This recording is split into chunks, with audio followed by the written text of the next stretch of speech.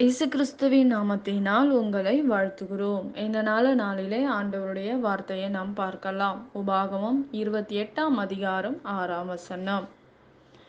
நீ வருகையிலும் ஆசீர்வதிக்கப்பட்டிருப்பாய், நீ போகையிலும் ஆசீர்வதிக்கப்பட்டிருப்பாய்.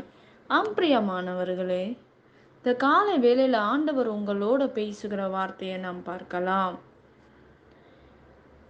இன்றைக்கு ஆண்டவர் நீ வருகையிலும் ஆசீர்வதிக்கப்பட்டிருப்பாய். ஆசீர்வாதம் ஒரு மனிதனுக்கு தேவையான ஒரு காரியமாய் இருக்கிறதை நாம் பார்க்கிறோம்.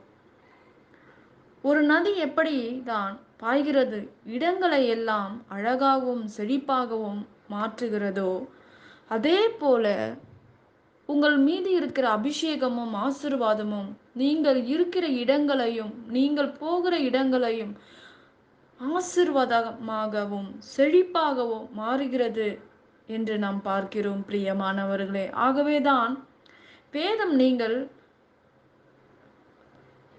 பரவி போகிற நதியோரத்தில் உள்ள தோட்டம் என்று சொல்லுகிறதை நாம் பார்க்கிறோம். ஆகையால் இந்த உலகம் உங்களை பார்த்து என்ன சொல்லுகிறது என்பதை வைத்து உங்கள் எதிர்காலத்தை நீங்கள் எனக்கு ஒரு ஆசீர்வாதம் கூட எனக்கு வராது, என் வாழ்க்கை மாறாது என்று சொல்லாதிருங்கள்.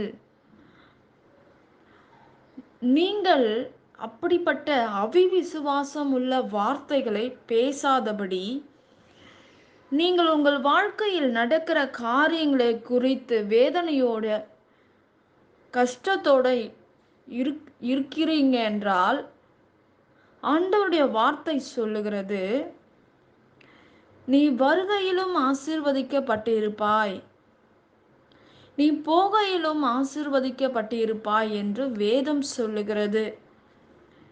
இன்றைக்கு ஆண்டவர் நம்மை அழைத்தவர் ஆசீர்வதிக்கவே. நான் உன்னை பெருமைப்படுத்துவேன், உன் பேரை பெருமைப்படுத்துவேன் என்று வேதம் சொல்லுகிறது.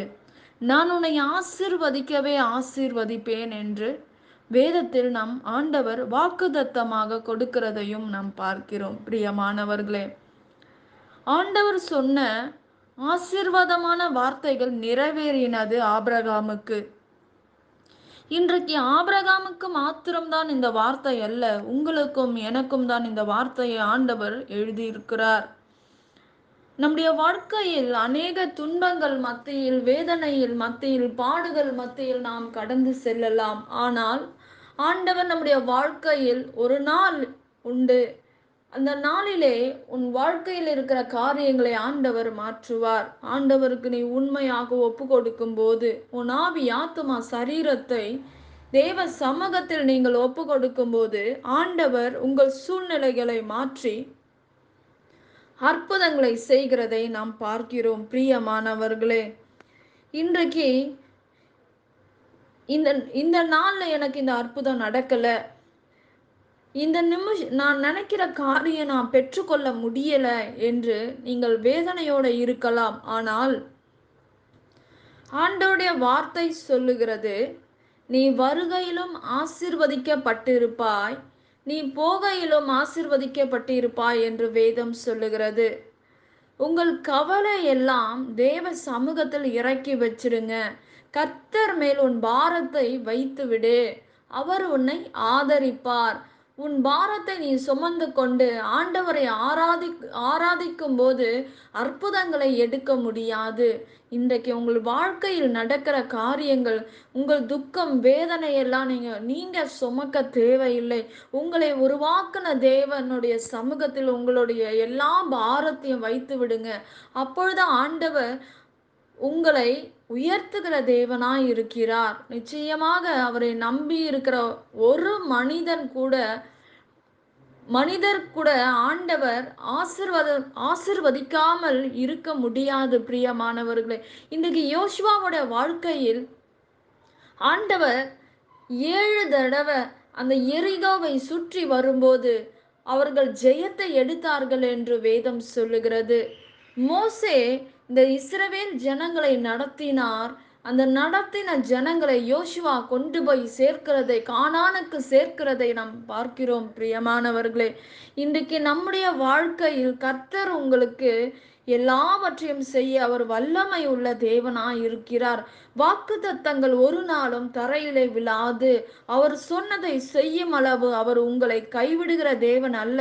அது மட்டுமல்ல, உங்கள் எதிரிகள் உங்கள் வெற்றிகளை தொடுவதை குறித்து சோர்ந்து போகாதிருங்கள்.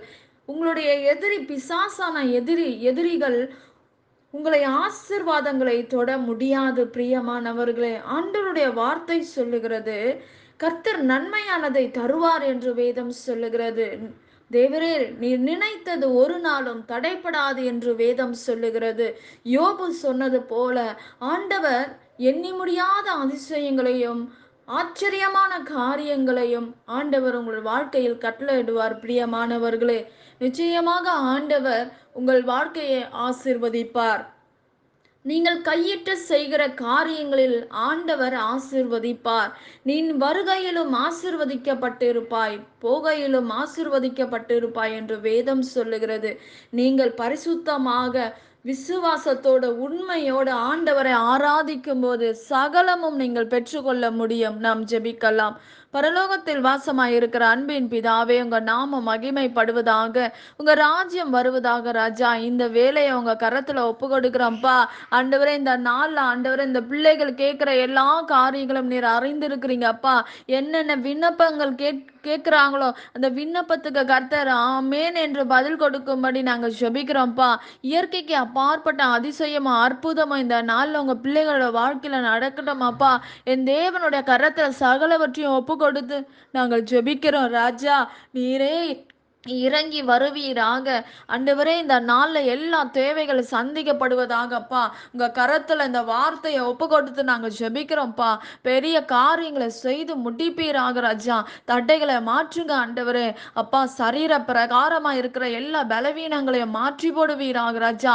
திருமண தடையை மாற்றி போடுவீராக அப்பா. அற்புதங்களை செய்யுங்க, அதிசயங்களை செய்யுங்க அப்பா. எல்லாவற்றையும் உங்க கரத்துல ஒப்பு கொடுக்கிறோம். நீரே மகிமைப்படுவீராக. இயேசுவின் நாமத்தில் வேண்டுகிறோம் எங்கள் ஜீவனுள்ள நல்ல பிதாவே, ஆமேன். கர்த்தர் தாமே உங்களை ஆசீர்வதிப்பாராக.